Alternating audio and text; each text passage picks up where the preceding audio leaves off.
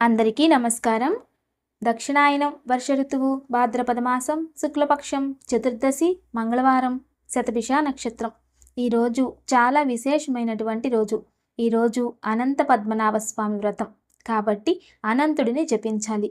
ఈరోజు మంత్రబలంలో భాగంగా అందరూ కూడా ఓం అనంతాయ నమః, ఓం అనంతాయ నమః, ఓం అనంతాయ నమః అనే నామాన్ని జపించాలి. అనంత అంటే అంతా అని అర్థం. 12 ఋతువులలోనూ భగవంతుణ్ణి వెతకవచ్చు. ఆకాశంలో నక్షత్రాలలో కూడా భగవంతుని వెతకవచ్చు. అలాగే లగ్నాలు, రాసులు, ప్రకృతి, జీవరాశులు, నదులు, సముద్రాలు ఇలా ఒకటేమిటి, ఎక్కడైనా భగవంతుడే నిండి ఉంటారు. అంతటి మహానుభావుడే అనంతుడు. ఈ వ్రతాన్ని ఆచరించిన వారికి ధన, ధాన్య, ఐశ్వర్యాలు ప్రాప్తిస్తాయి. ఇక మంచి మాట, ప్రతి ఒక్క మనిషి ఆ మనిషిలో ఉన్న ఆత్మ వేరొక మనిషిలోని ఆత్మతో స్నేహం చేస్తే ప్రశాంతంగా అనిపిస్తుంది. ఇంకొన్ని ఆత్మలతో స్నేహం చేస్తే సంతోషంగా ఉంటుంది. మరి ఇంకొన్ని ఆత్మలతో స్నేహం చేస్తే కర్మతో దుఃఖంగా ఉంటుంది. అయితే మనం ఎవరితో ఉండాలి, ఎటువంటి ఆత్మలతో స్నేహం చేయాలి అనేది గమనించుకొని చేయాలి. ఎలాంటి వారితో స్నేహం చేస్తే అదే మనకు కూడా ప్రాప్తిస్తుంది. అయితే అందరూ ఒకటి గమనించాలి, నేను ధర్మంగా ఉంటున్నాను, నేను ధర్మ మార్గంలోనే వెళ్తున్నాను, అయినా నాకు ఇన్ని దుఃఖాలు వస్తున్నాయి అని కొందరు బాధపడుతూ ఉంటారు. కానీ దుఃఖాలు రావడానికి కారణం పూర్వజన్మ కర్మఫలం మాత్రమే అయ్యుంటుంది. కానీ ధర్మ మార్గాన్ని ఎన్నుకుంటే ధర్మం ఏదో ఒకరోజు మనల్ని గెలిపిస్తుంది. దీనిని ఒక చిన్న కథ రూపంలో తెలుసుకుందాం. ఒక అడవిలో నెమలి ఉంటుంది. ఆ నెమలి ఎప్పుడూ నాట్యమాడుతూ సంతోషంగా ఉంటుంది. అయితే అక్కడికి దూరంలో ఒక కోకిల గానం చేస్తూ ఉంటుంది. దాని గానాన్ని విని నెమలి నాట్యమాడుతూ ఉంటుంది. అలా కొన్ని రోజులకి అవి స్నేహితులుగా అయిపోతాయి. అయితే కోకిలకి ఒక పావురం కూడా స్నేహితురాలుగా ఉంటుంది. అది దానితో చెప్తుంది, నేను నెమలిని పెళ్లి చేసుకోవాలనుకుంటున్నాను అని. అప్పుడు ఆ పావురం నెమలి దగ్గరకు వెళ్ళి ఈ విషయం తెలియజేయగానే నెమలి ఇలా అంటుంది, కోకిల కంఠం బాగుంటుంది కదా, అందుకే ఆ కంఠాన్ని నేను ఉపయోగించుకుంటున్నా, అంతేగాని పెళ్ళైతే చేసుకోను అంటుంది. ఆ విషయాన్ని విన్న పావురం కోకిలతో తెలియజేస్తుంది. కోకిల చాలా బాధపడుతూ ఉంటుంది అది విని. అప్పటి నుండి అది తన సంగీతాన్ని ఆపేసి చాలా రోజులు అలాగే ఉండిపోతుంది.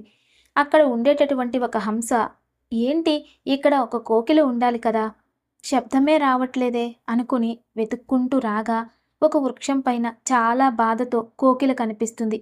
అప్పుడు హంస, ఎందుకు కోకిల ఇంత బాధగా కనిపిస్తున్నావు, నువ్వెందుకు కూయడం మానేశావు, ఇక్కడ మమ్మల్ని అందరినీ నిద్రలేపుతుంది నీ నాదం, మాకెంతో ఉత్సాహంగా అనిపిస్తుంది నీ నాదం వింటూ ఉంటే, కానీ కొద్ది రోజుల నుండి నీ గానం వినిపించట్లేదు, ఏమైంది అని హంస కోకిలను అడుగుతుంది. దానికి కోకిల ఎంతో బాధతో ఏడుస్తూ జరిగిన విషయం అంతా హంసకు తెలియజేస్తుంది. అప్పుడు హంస, అయ్యో కోకిల, ఎందుకు బాధపడుతున్నావు, జీవితంలో ఇలాంటి పరిస్థితులు ఎన్నో జరుగుతూ ఉంటాయి. నమ్మిన వారంతా జీవితం ఇస్తారు అనుకోవడం కానీ, అలాగే స్నేహం చేసిన వారంతా మన జీవితంలో ఉండాలని కానీ, లేదా ఎవరైతే కొంతకాలం మనల్ని ఉపయోగించుకొని తర్వాత వదిలేశారనో బాధపడినా, లేదా ఆశను పెంచుకున్నా కూడా చివరికి బాధ తప్పదు. అయితే ఇలాంటి పరిస్థితి, ఇలాంటి మనోస్థితి ఉన్నవారు ఎంతోమందే ఉంటారు. అందరూ మనకి జీవితం ఇవ్వరు కదా, కాబట్టి ఇటువంటి వాటికి దూరంగా ఉంటూ ఇది గమనించుకొని నేను ఎలా అభివృద్ధి చెందాలి, ఎలా జీవితంలో ముందుకు వెళ్ళాలి, ఎలా సంతోషంగా గడపాలి అనే దాని మీద ఆలోచించాలి. ఎవరి మీదో ప్రేమ పెంచుకొని దాని గురించే ఆలోచిస్తూ నీలో ఉన్న దివ్యత్వాన్ని కోల్పోకూడదు. వాళ్ళ సంతోషం కోసం, వాళ్ళ స్వార్థం కోసం నిన్ను ఉపయోగించుకున్నారు, కానీ నువ్వు స్వార్థం లేకుండా అందరికీ నీ గానాన్ని పంచుతున్నావు. ఇంతటి అద్భుతమైన గుణాన్ని వాళ్ళు దక్కించుకోలేదు, కానీ నీలో ఉన్న స్వచ్ఛమైన మనసు వలన ఈరోజు నువ్వు బాధపడుతున్నావు. వారిలో కల్మషం ఉంది కాబట్టి నీలాంటి వారిని ఉపయోగించుకొని వాళ్ళ సంతోషాన్ని అనుభవిస్తున్నారు. కాబట్టి నువ్వు ఇక్కడ ఉండడం అంత మంచిది కాదు. ఒక మంచి ప్రదేశానికి వెళ్ళి అక్కడ ప్రశాంతంగా జీవించు అని చక్కగా హంస తెలియజేస్తుంది. కోకిల హంస మాటలు విని అడవి నుండి ఇంకొక అడవికి వెళ్ళిపోతుంది. తర్వాత అక్కడ కొత్త వాతావరణాన్ని చూస్తూ చక్కగా మళ్ళీ తన కొత్త జీవితం ప్రారంభిస్తుంది. అలా కొంతకాలం తర్వాత ముందు ఉన్న పావురం కూడా ఆహారం కోసం ఈ అడవి నుండి అక్కడ అడవికి వస్తుంది. అక్కడ కోకిల కంఠాన్ని విని రాగా అక్కడ ఉన్న కోకిల పాడుతూ ఉంటే అడవిలోని పక్షులు, జంతువులు కోకిల గానానికి నాట్యం చేస్తూ ఉండడం కనిపిస్తుంది. అది చూసి ఆనందపడిన పావురం కోకిలతో, కోకిల, ఇన్ని రోజుల తర్వాత ఇంతటి ఆనందాన్ని చూస్తున్నాను. ఎప్పుడూ నువ్వు ఇలాగే ఆనందంగా ఉండాలి అని ఆ పావురం కోరుకుంటుంది. దీని అర్థం ఏమిటి అంటే, జీవితంలో ఎవరో మనల్ని మోసం చేశారనో, ఎవరో మనల్ని ఉపయోగించుకుంటున్నారనో, లేదా ఎవరి వల్లో మనం ఇలా అయిపోతున్నామనో, ఎవరి మీదో బెంగ పెట్టుకొని బాధపడుతూ, ఎవరో మనకి ప్రేమని, సంతోషాన్ని ఇస్తారని అదే ధ్యాసలో ఉండి ఆశపడుతూ అలానే ఉంటే మీ జీవితమే పాడైపోతుంది. ఇది అందరూ గమనించాలి. జీవితంలో ఎప్పుడూ వేరొకరిని నమ్మడం కన్నా మనల్ని మనం నమ్ముకుంటే మంచిది. మనం సంతోషంగా ఉండాలి అంటే ఖచ్చితంగా మనం కొన్ని గమనించుకుంటూ ఉండాలి. నువ్వేం కోల్పోతున్నావో తెలిస్తే నువ్వేం దూరం పెట్టాలో తెలుస్తుంది. కాబట్టి మంచి నిర్ణయాలు తీసుకొని మంచిగా జీవితంలో ముందుకెళ్ళడానికి ప్రయత్నించాలి. ఇక శబ్దం, శ్రావ్యం. శబ్దం, శ్రావ్యంలో మనకి అత్యంత శ్రేష్టమైన నాదం పంచనాదం ఒకటి. 5 విధాల నాదాలు ఏకకాలంలో వస్తే పంచనాదం అంటారు. అయితే వీటన్నింటిలో కన్నా విశేషమైన నాదం జైగంట లేదా జాగంట అని ప్రాంతాన్ని బట్టి ఇలా పిలుస్తూ ఉంటారు. ఇది కంచుతో తయారై ఉంటుంది. పంచలోహాలలో కంచు కూడా ఒకటి. ఇది చాలా శ్రేష్టమైనది. ఈ కంచు నుండి వచ్చే నాదం, ఆ శబ్ద తరంగాలు మన శరీరానికి ఆరా ఎనర్జీని 3 వంతులు పెంచుతుంది. మరియు ఆ తరంగాల వలన మనకి మెదడులో తాంత్రిక శక్తిని ఉపయోగించి ప్రకృతిని దగ్గర చేసుకోవడానికి మరియు మౌనం వహించడానికి, ఏకాగ్రత పెరగడానికి కూడా సహకరిస్తుంది. ఒత్తిడిని దూరం చేస్తుంది. జైగంట మార్గం వృత్తాకారంలో ఉంటుంది. అలా ఉన్నప్పుడు ఒక కర్రతో దానిని వాయించినప్పుడు వచ్చే శబ్ద తరంగాలు గుండ్రంగా బయటకు వచ్చి ఆ తరంగాలు మనలోని ఆరా ఎనర్జీని పెంచుతాయి. దేవాలయాలలో ముఖ్యంగా దీనిని పెడతారు. ఎందుకంటే దానిని వాయించడం వలన మనలోని నెగిటివ్ అంతా పోయి భగవంతుని పూజ నుండి వస్తున్న ఎనర్జీని స్వీకరించడానికి తోడ్పడుతుంది. ఇది మనసుకి ఆనందాన్ని ఇచ్చి ఆత్మబలాన్ని పెంచుతుంది, ఏకాగ్రతను పెంచుతుంది. ఇది ప్రతిరోజు ఇంట్లో పూజా సమయంలో ఒక్కసారైనా లేదా వారానికి ఒక్కసారైనా జైగంటను వాయించడం చాలా మంచిది. జైగంటను అందరూ వాయించవచ్చు. ఎవరైనా కొన్నిసార్లు కొన్ని నక్షత్రాలలో స్వర్గస్థులైనప్పుడు ఇల్లు మూతవేయాలి అంటూ ఉంటారు. అప్పుడు ఆ ఇంటిని తెరచి శంఖ వాయిద్యం, జైగంటతో ఆ ఇంట్లో నాదం చేసినప్పుడు అందులో ఉన్న నెగటివ్ ఎనర్జీ అంతా పోయి పాజిటివ్ ఎనర్జీని తీసుకొస్తుంది. అందుకే వేదశాస్త్రంలో జైగంటను విశేషమైన ప్రాధాన్యత ఇచ్చారు. ఇక ఆయుక్ష్యము. ఈరోజు దివ్యమైన ఆయుక్ష్యము వాము. ఇదే అజ్వాయిన్. ఈ అజ్వాయిన్ అనేది అరబిక్ పదం. వాములో అద్భుతమైన పోషకాలు, విటమిన్స్ లభిస్తాయి. ఇందులో ఐరన్ కూడా అత్యధికంగా ఉంటుంది. ఇది శ్వాసకోశ సంబంధమైన సమస్యలు, జీర్ణకోశ సమస్యలకు, ఇంకా ప్రేగులకు సంబంధించిన సమస్యలకు మంచి ఔషధంగా పనిచేస్తుంది. ఇది యాంటీ క్యాన్సర్ లాగా కూడా పనిచేస్తుంది. దీనిని భోజనం అయ్యాక డైరెక్ట్గా తినేదానికన్నా నీటిలో మరగబెట్టి ఆ నీటిని సేవించడం వలన మంచి ఫలితం ఉంటుంది.